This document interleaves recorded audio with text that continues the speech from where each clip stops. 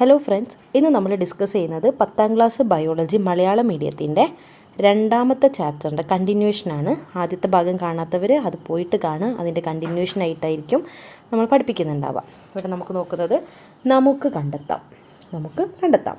ഒരു സസ്യം 100 കണക്കിന് വിത്തുകളെ ഉൽപ്പാദിപ്പിക്കുന്നു. എങ്കിലും ചിലത് മാത്രമേ പൂർണ്ണ വളർച്ച എത്തുകയുള്ളൂ.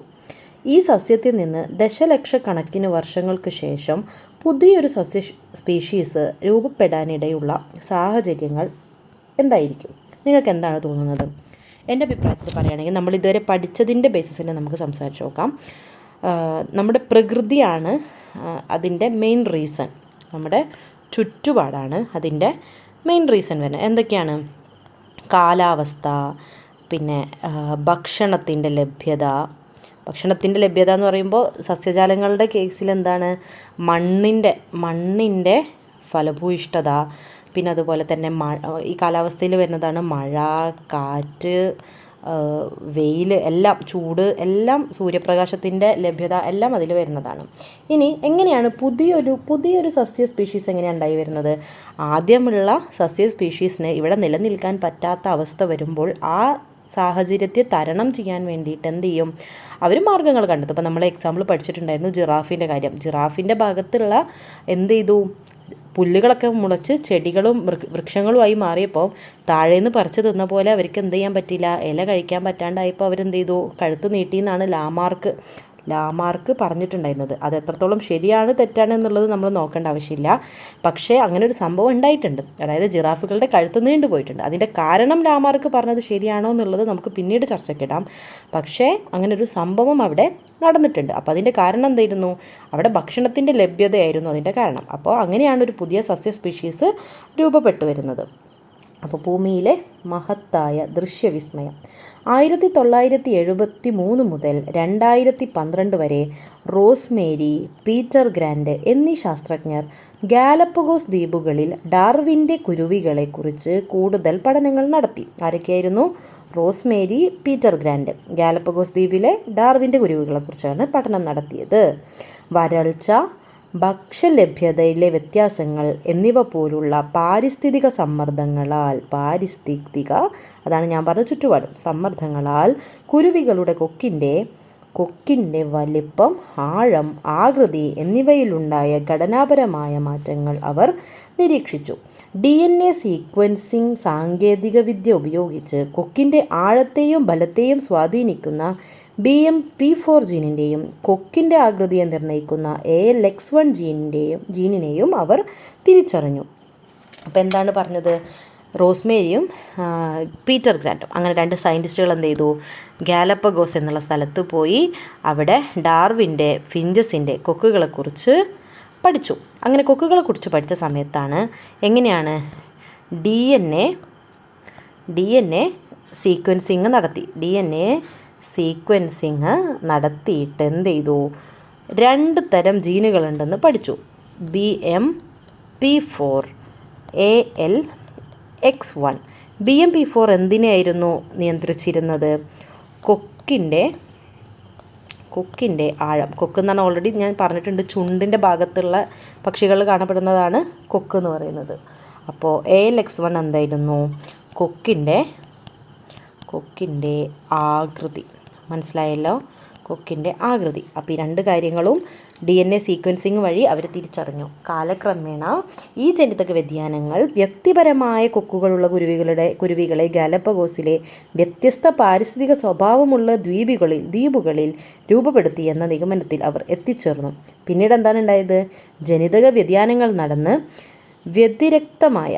വ്യതിരിക്തമായ കൊക്കുകളുള്ള കുരുവികളെ, ഞാൻ നേരത്തെ വേറെന്തൊരു വാക്യെന്ന് തോന്നുന്നു പറഞ്ഞത്, വ്യതിരിക്തമായ കൊക്കുകളുള്ള കുരുവികളെ, അതായത് നമ്മൾ ഓൾറെഡി കുറേ മോഡൽസ് പഠിച്ചിട്ടുണ്ടായിരുന്നു അല്ലേ? പല തരത്തിലുള്ള കൊക്കുകളുള്ള പറഞ്ഞിട്ടുണ്ടായിരുന്നു. ഇതിൽ നിന്നൊക്കെ വ്യത്യസ്തമായിട്ടുള്ള, ചിലപ്പോൾ ഇതേപോലെയുള്ള കുറച്ചും കൂടി ചെറിയ സീഡായിരിക്കും. ഇതിനേക്കാൾ ചെറിയ സീഡ്സ് വന്നപ്പോൾ ഇതിൻ്റെ കൊക്ക് വീണ്ടും എന്ത് ചെയ്തിട്ടുണ്ടാവാം? വലിപ്പം കുറയുകയോ കൂടുകയോ ഒക്കെ ചെയ്തിട്ടുണ്ടായിരിക്കും. അപ്പോൾ ഇപ്പം നമ്മൾ കണ്ടതിനേക്കാൾ, ഡാർവിൻ പോയ സമയത്ത് കണ്ടതിനേക്കാൾ വ്യത്യസ്തമായ കൊക്കുകളുള്ള കുരുവികളെയും അവരെന്ത് ചെയ്തു? കണ്ടെത്തി. അതിന് കാരണം എന്തായിരുന്നു?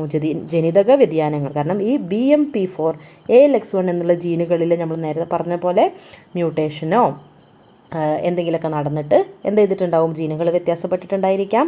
അതുവഴി പുതിയ തരം കൊക്കുകളുള്ള ഗാലപ്പഗോസ് ഐലൻഡിലെ കുരുവികളെ കാണാൻ പറ്റി.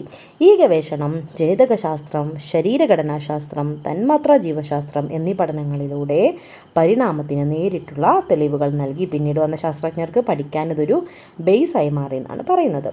പരിണാമത്തെ ഭൂമിയിലെ മഹത്തായ ദൃശ്യവിസ്മയം എന്ന് വിളിക്കാറുണ്ട്. സ്കൂൾ ലൈബ്രറിയിൽ നിന്നും മറ്റ് സ്രോതസ്സുകളിൽ നിന്നും പരിണാമ സംബന്ധിയായ പുസ്തകങ്ങൾ തിരഞ്ഞെടുത്ത് ക്ലാസ് തലത്തിലൊരു പ്രദർശനം സംഘടിപ്പിക്കും. ഇപ്പോൾ നിങ്ങളുടെ ലൈബ്രറി എന്ന് പറയുന്നത് എന്തായിരിക്കാം, ഗൂഗിൾ ആയിരിക്കാം അല്ലേ. അറ്റ്ലീസ്റ്റ് ഗൂഗിളിലെങ്കിലും നോക്കിയിട്ട് നിങ്ങൾ എന്ത് ചെയ്യുക, അതൊക്കെ സ്കൂളിൽ കണ്ടക്ട് ചെയ്യേണ്ടതാണ്. പക്ഷെ നിങ്ങളൊന്ന് കാണാനും മനസ്സിലാക്കാനൊക്കെ ശ്രമിക്കാം. നീണ്ട കഴുത്തുള്ള ജിറാഫുകളുടെ പരിണാമം നടന്നത് എപ്രകാരമായിരിക്കും? ചിത്രീകരണം 2.3 നിരീക്ഷിച്ച് ലാമാർക്കിസം, ഡാർവിനിസം എന്നീ ആശയങ്ങൾ താരതമ്യപ്പെടുത്തി കുറിപ്പ് തയ്യാറാക്കും. നമ്മൾ ലാമാർക്കിസ് ഓൾറെഡി പറഞ്ഞു. പുല്ല് വലുതായി വൃക്ഷമായി മാറിയപ്പോൾ ജിറാഫിൻ്റെ കഴുത്ത് നീണ്ടതാണെന്നാണ് ലാമാർക്കിസം പറയുന്നത്. ഇനി നമുക്കിതിൻ്റെ ഡാർവിനിസത്തിൻ്റെ വേർഷനാണ് നോക്കുന്നത്. അതായത് ജനിതക വ്യതിയാനം വെച്ചിട്ടാണല്ലോ ഡാർവിനിസത്തിൻ്റെ മെയിൻ എന്ന് പറയുന്നത് ജനിതക വ്യതിയാനങ്ങൾ ആണ്. അതിൻ്റെ കാരണം എന്തായിരുന്നു നമ്മൾ പഠിച്ചത്? പാരിസ്ഥിതിക സമ്മർദ്ദങ്ങൾ ആൻഡ് പാരിസ്ഥിതിക സമ്മർദ്ദങ്ങൾ ഇതുവഴി എങ്ങനെയാണ് ജിറാഫിൻ്റെ കഴുത്തിന് നീളം കൂടിയതെന്ന് നോക്കാം. അപ്പോൾ നമുക്ക് ആദ്യം ലാമാർക്കിസം, നമ്മൾ പഠിച്ച കാര്യം ഒന്നുകൂടെ നോക്കി നോക്കാം. ആദ്യകാല ജിറാഫുകൾക്ക് നീളം കുറഞ്ഞ കഴുത്താണ് ഉണ്ടായിരുന്നത്, നമുക്കറിയാലോ. ആഹാരം ലഭിക്കുന്നതിനായി ജിറാഫുകൾ അവയുടെ കഴുത്ത് നീട്ടാൻ തുടങ്ങി, നമ്മൾ പഠിച്ച കാര്യമാണ്. നിരന്തരമായ ഉപയോഗത്തിലൂടെ കഴുത്തിന് നീളം കൂടിയ ജിറാഫുകൾ രൂപപ്പെട്ടു. പരിസ്ഥിതി ജീവികളിൽ വ്യതിയാനങ്ങൾക്ക് കാരണമാകുന്നു. ഇനി നമ്മൾ ഡാർവിനിസം പഠിക്കാൻ നോക്കണം. ഇതാണ് കുറച്ചുകൂടി ആക്യുറേറ്റ് എന്ന് പറഞ്ഞു കഴിഞ്ഞാൽ കുറച്ചും കൂടിയും നമുക്ക് മനസ്സിലാവുന്ന രീതിയിൽ, അല്ലെങ്കിൽ നമുക്ക് തെളിവുകളോട് കൂടിയിട്ട് നമുക്ക് കിട്ടിയിട്ടുള്ളതാണ് ഡാർവിനിസം എന്ന് പറയുന്നത്. ആ കാലത്ത് ഇവിടെ പറയുന്നത് ലാമാർക്കിസത്തിൽ പറയുന്നത് ഈ 2 ജിറാഫുകളുടെ കഴുത്ത് നോക്കിയാൽ അറിയാം ഇവർക്ക് ഒരേ നീളമുള്ള കഴുത്താണ്. പക്ഷേ ഡാർവിനിസത്തും പറയുന്നത് എന്താണെന്ന് വെച്ചാൽ ആ സമയത്ത് തന്നെ വ്യത്യസ്ത നീളത്തിലുള്ള കഴുത്തുകളുള്ള ജിറാഫുകൾ ഉണ്ടായിട്ടുണ്ടായിരിക്കാം. ആഹാരത്തിനായുള്ള മത്സരത്തിൽ കഴുത്തിന് നീളം കൂടിയ ജിറാഫുകൾ മാത്രം അതിജീവിച്ചു. കഴുത്ത് നീളം കുറഞ്ഞ ജിറാഫുകളൊക്കെ മരിച്ചു വീണു. നീളമുള്ളവ മാത്രം അതിജീവിച്ചു. കഴുത്തിന് നീളം കൂടിയ ജിറാഫുകൾ മാത്രം നിലനിൽക്കുകയും പുതിയ ജീവിവർഗമായി മാറുകയും ചെയ്യുന്നു. ജീവികളിലെ അനുകൂല വ്യതിയാനങ്ങളെ പരിസ്ഥിതി തിരഞ്ഞെടുക്കുന്നു. അപ്പോൾ നമ്മൾ ഇതിന് വേറൊരു തരത്തിൽ കുറച്ചുകൂടി മനസ്സിലാവുന്ന രീതിയിൽ എക്സാമ്പിൾ പറയുകയാണെങ്കിൽ, നമ്മളെ ക്ലാസ്സിൽ ഇപ്പോൾ എത്ര കുട്ടികളുണ്ടാവും? ഇപ്പോൾ നിങ്ങളുടെ ക്ലാസ്സിലൊക്കെ ഒരു 50 കുട്ടികളുണ്ടെന്ന് വിചാരിക്കുക. നിങ്ങളെല്ലാവരും 10ാം ക്ലാസ് കഴിഞ്ഞാൽ +1 +2 അഡ്മിഷൻ എടുക്കും. അത് കഴിഞ്ഞ് മിക്കവാറും ആളുകൾ എന്ത് ചെയ്യും? ഏതെങ്കിലും സബ്ജക്റ്റ് ഡിഗ്രി പഠിക്കും. പിന്നെ എത്ര പേരാണ് പോസ്റ്റ് ഗ്രാജുവേഷനും ഒക്കെ പോവുക? കുറേ ആൾക്കാർ പോസ്റ്റ് ഗ്രാജുവേഷന് പോകും, കുറേ ആൾക്കാർ B.Edന് പോകും. അങ്ങനെ ഒരുപാട് ഓപ്ഷൻസ് എടുക്കും.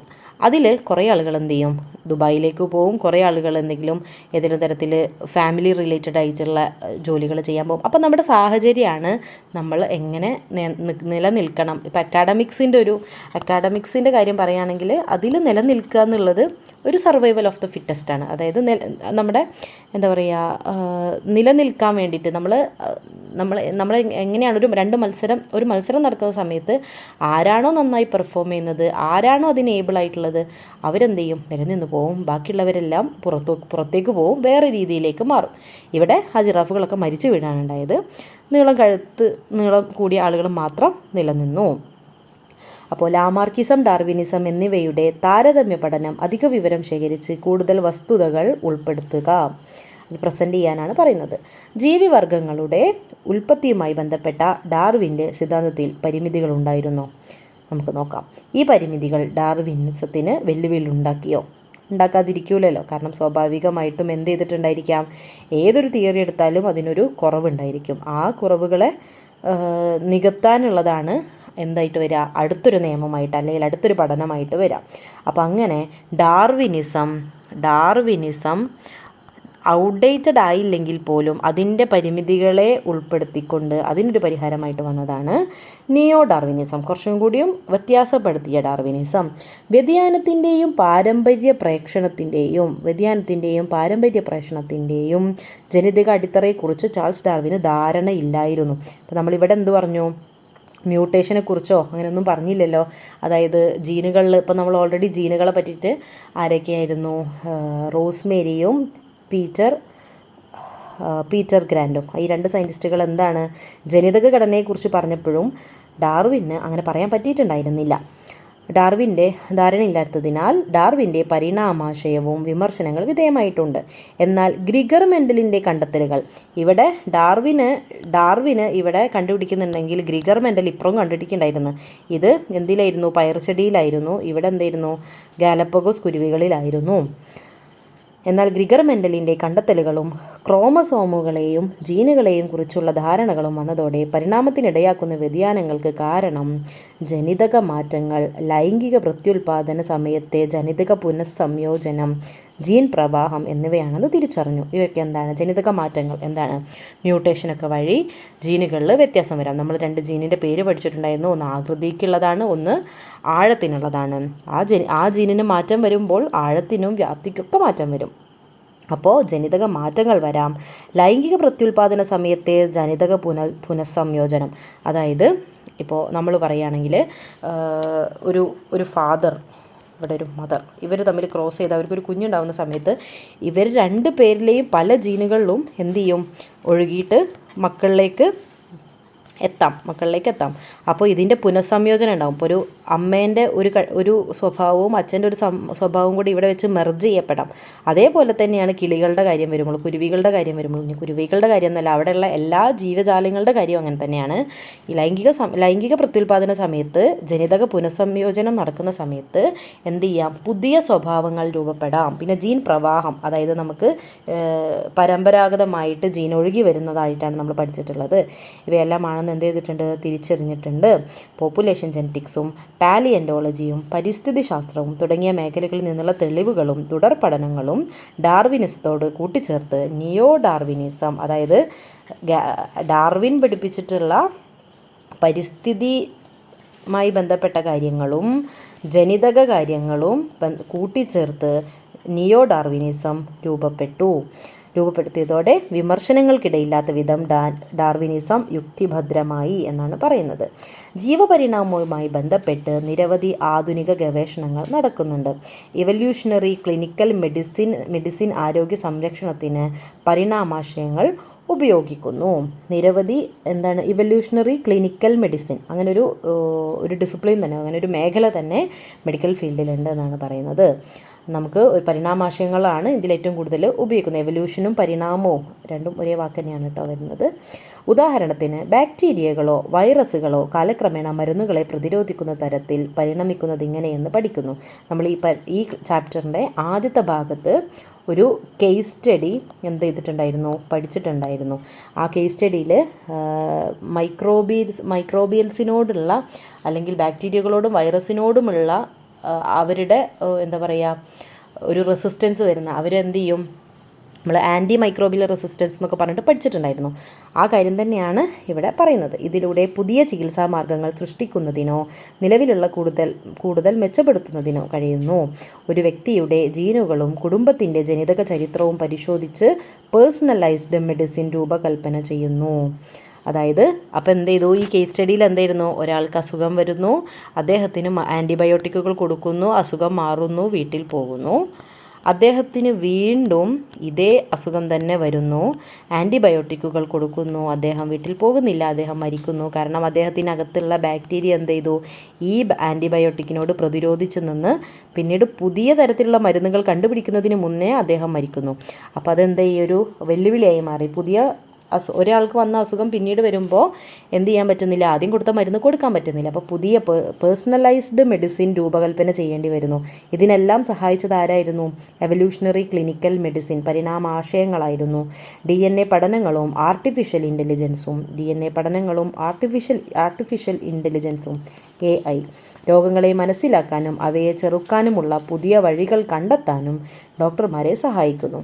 പരിണാമവൃക്ഷം എന്ന ആശയത്തെക്കുറിച്ച് മനസ്സിലാക്കിയിട്ടുണ്ടോ? ഓരോ ജീവി വിഭാഗവും എങ്ങനെയാണ് രൂപപ്പെടുന്നതെന്ന് ചുവടെ നൽകിയിട്ടുള്ള ചിത്രീകരണം 2.4 വിവരണം എന്നിവ സൂചകങ്ങളെ അടിസ്ഥാനമാക്കി വിശകലനം ചെയ്ത് നിഗമനങ്ങൾ രൂപീകരിക്കൂ. അപ്പോൾ നമുക്ക് പരിണാമവൃക്ഷം എവല്യൂഷണറി ട്രീ എന്നുള്ള ഭാഗം അടുത്ത ക്ലാസ്സിൽ പഠിക്കാം. അവിടെ നമുക്ക് കുറച്ചുകൂടി വാക്കുകളും ആശയങ്ങളും പഠിക്കാനുള്ളതാണ്.